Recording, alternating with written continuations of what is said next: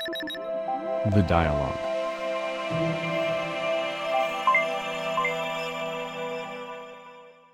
So, Avigdor, we've been looking at the role of e-commerce and the role of social media and the role of the various internet companies in terms of helping the government and the people to manage the lockdown. And one of the key things which I think we've seen is the fact that delivery of goods at home has helped people to stay at home. How important is it to ensure that, we start now? Maybe do you think it makes sense, A, to maybe give up certain non-essential items and allow some of them to be transported via the online route as well as maintain, because the government has come up with a guideline where it sort of allows kirana stores to stay open. Now that's a great idea because you want to protect them and give them economic opportunities, but at the same time that will expose a lot of people to outside world, which can sort of be a great cause for the virus spreading. Now there are balances which we need to meet at the same time. So where do you think in terms of allowing all the players to participate, making the citizens safer, and also protecting the business of kirana? Yes, so that's a very good question. So I think we should open up e-commerce in a big way, but I think there are challenges, and these challenges are more about awareness of people. So let me just take a step back and look into why the coronavirus spread. It was there in China. From China, it went to Europe. From Europe, people were Indians were traveling to other places, and different other people were traveling to other places. They got in touch with each other, and then it spread to all the countries, mostly how we see the current scenario now. So this is how internet also does. Internet, you can get news or any material from anywhere. Lockdown is a strategy to contain things. So if I am staying in locality A of Delhi, and even if I am going out and I infect, maybe I can go and infect all the 1,000 people in my locality. I can do that very well. I'm taking the worst case scenario, but it will not go outside these 1,000 people. So the lockdown is to look in and break up the whole city or the whole world to sub places so that it doesn't spread beyond your small containment area. And currently the hotspot identification and hotspot banning that is also going on is a way towards that. Now I think e-commerce, they have kept it open for medicines and other essential services like groceries. I think they can open it up for a little bit of non-essential services also, and that is also possible. But I think the only thing that is required is that the awareness part, because here you might have something coming through a supply chain where, say, 50 people touch that element in the whole process. How do you ensure that all these are of these 50 people who are not infected with that virus? Doing that is a very, very difficult part doing now. But I think what is now will come up is that if you are a part of a supply chain, like if you're a Hindustan Lever or Nestle or Big Bazaar or anything, I think compliance checks will become a big thing. So I see. Is all the elements and all the warehouses that this box has gone through has the certain level of compliance that is there or not? Health and safety compliance and not other things. So this compliance checks, once they are there, and the customer, when I am receiving a box of groceries or whatever in my hand, I know that all the norms have been followed, then I can trust the system. But then we as a nation have never thought about such thing. Compliances and stuff has only been thought in the financial domain. Beyond financial domain, we have not used the word compliance at all. Now we have to extend the definition of compliance into health sectors, and that's how I think the way has to evolve. And I think this is actually a very good scenario to bring in such regulations. Like and this also takes care of two things. Say if there is a small courier company, less than 20 people, and I'm using the less than 20 people because less than 20 people, you do not have to pay PF and you do not have to keep track of the employees. And so you have a company which are less than 20 people delivering goods. Once you do the compliance and you are part of this process, then what happens? Your employees are on the books of the government. They know like what sort of compliance they have been going through, and then they can also get the benefits that the government is talking about. Maybe a part of their salary can be paid by the government in the time of this distress, because that is an important economic measure. But currently, if we talk about an MSME, like how if say a lot of the governments are giving say a part of the salary the government is bearing and the rest the companies are bearing themselves. If Indian government want to roll out such a thing, it doesn't know who our employees are because they have never been recorded. So I think this takes care of a lot of the things. But I will also talk to you about another thing. I think where you can bypass a lot of compliance is that if you use technology again. If you so the drone. You mean the cumbersome part of compliance? Yes, I'm talking about the compliance and not also the not using compliance. If you use the drones for delivery, currently in India, we do not have a drone policy for out of sight flying. Out of sight flying is not allowed, and DGCA has been sitting on policy for a very long time. But if you see in a lot of the European countries, you can actually do delivery of items. And if this policy would have taken up, because this was a thing that was there, which was brought in by the last minister, Mr. Jayant Sinha, when he was in charge of the MOCA department, Minister of Civil Aviation. It was brought in, but after the election, I think this got tied down, has gotten slowed down a bit.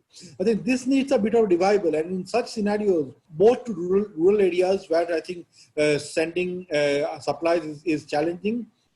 This sort of is really very helpful for flying outside your site. Okay. Although there are privacy challenges with regard to that, so I think that debate also needs to take place because the last thing we want is surveillance through drones. So I think that is a concern, but it's never a straight road. But I'll tell you one thing about talked about the surveillance part. I think in the current situation, and also in the last 1-2 years, drones have been used by different state government police, and I will not take their names, different state government police for monitoring and surveillance purpose. So that has been going on. See, currently, government can fly drone. Railways are flying. Although we don't have a data protection law. Yes, but government is flying drone. There are railways who are flying drone because it's on the railway track to monitor their lines and everything. So a lot of the government entities are already flying drone. What is not allowed currently is private entities to fly drone. Right. No, I think that's a great point. I think with the data protection bill also, this is something which has to be looked at in terms of how is drone collecting private user data and how it's sort of where is the data being stored? Is it taken through consent or not?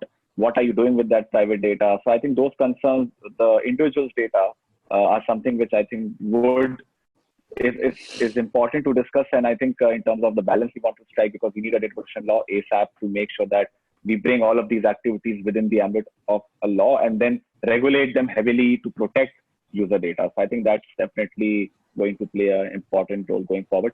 Also, Victor, I'm very interested to sort of understand from you is what should be the response now? We are sort of looking at another extension. I don't know, but I've been reading in newspapers that certain state governments, especially Delhi, is looking like might extend because there are innumerable amount of hotspots which have been generated in the city. So we might want to extend the lockdown.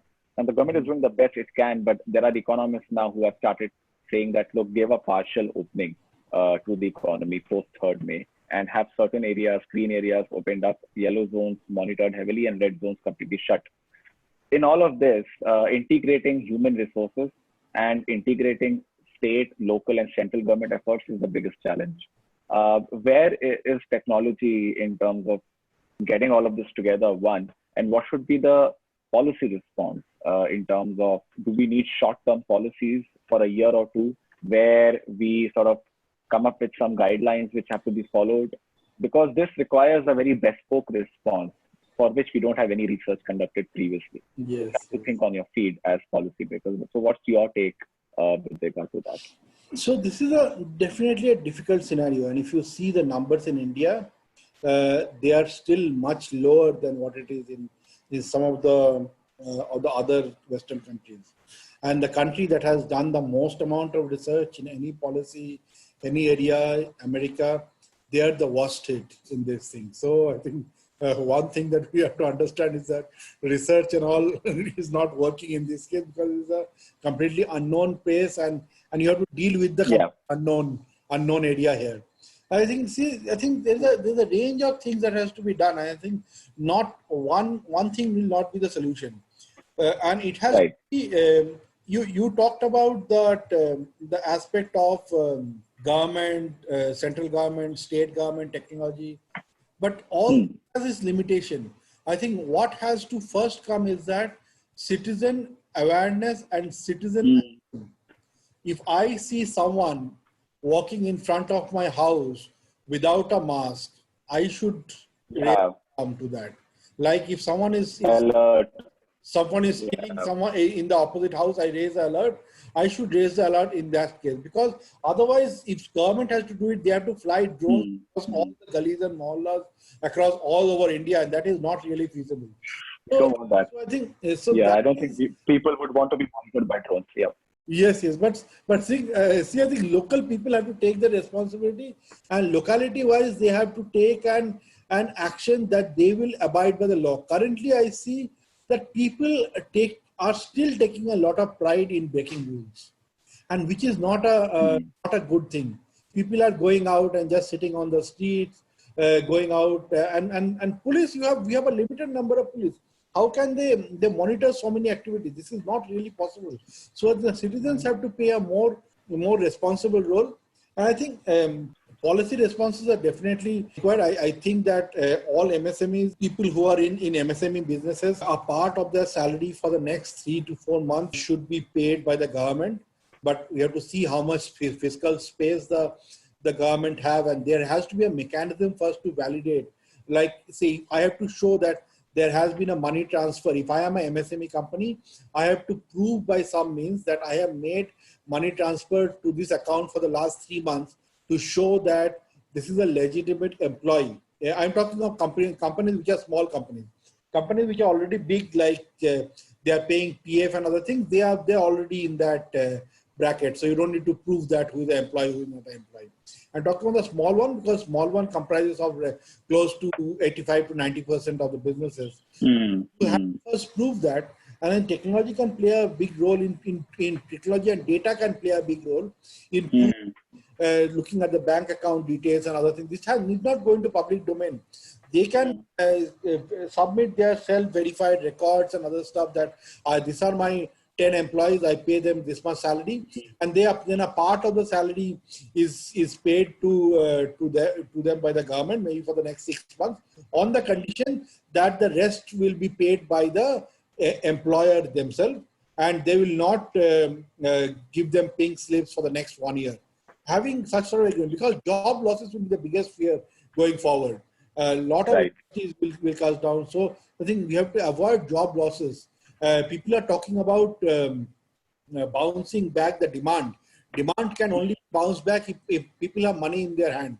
And if Yeah. jobs happen, then that is never going to happen. Because we need to Definitely. at least establish and ensure that jobs are not lost at this time. I So think, yeah, we need to increase the that, spending capacity. Yeah. yes, yes, definitely. And that can only happen if jobs are not lost. And once this lockdown is over in 3 months or 6 months time, once we come down to normal, they can bounce back and go back to doing things. And in this time also, when you are paying your employees, they have to be innovative way about what can be done with them, how can they run their businesses, and coming back. I think government also have to look into ways about a phased manner, and about which sort of businesses can open, maybe looking at days in which maybe shops and other establishment can open on alternate days, uh, maybe some sort of a thing. But all these things, if the government try to do on their own, it will be like too much micromanagement. So if the citizens of your locality with the traders come up with a rule that okay, maybe the shops are open every alternate day or every 3 days, the Right. non-essential ones, at least people can go on every 3 days and then buy those items and then come back. So some sort of mechanism has to be devised, which has to have the civil society and the citizens as a part of it, because they have to agree Got to it. things. Great. I think those are great ideas, Vigda. Thank you so much for talking to us today, and I really enjoyed the insights you gave. It's always a pleasure talking to you, and the detailing you have, I think that's just remarkable. terms of you're able to sort of layer by layer explain how different systems work, because we all think in big terms, but talking to you, because you're a scientist yourself and an award-winning one that too, it's easier for you to then sort of break it down for the mere mortals like us. So thank you so much, and really Yes, yes, it's a pleasure. Indeed, a pleasure speaking to you. Imagining you that you are in ISB with that beautiful background of yours. yes, sitting in the lawn. Yes, Absolutely, and moving around as well. yes, So, but yeah, lovely speaking to you, and we'll be in touch. And well, let's see what happens. Interesting times. It's definitely interesting times for people in policy space. It's really thrilling to be around, but I think we can bring about some positive change and really support the government in these times to help them make the right decisions. So thank you so much, Avigda, and we'll be in touch. And thank you okay, all for sure. watching. Okay, thanks a Thank lot. you all for Bye. watching. And yes, bye bye. And please subscribe, those who haven't. And Avigda, you also please subscribe. And those Yes, of yes, you who are sure. watching and who haven't subscribed, do it right now. All right, bye bye. Okay, bye.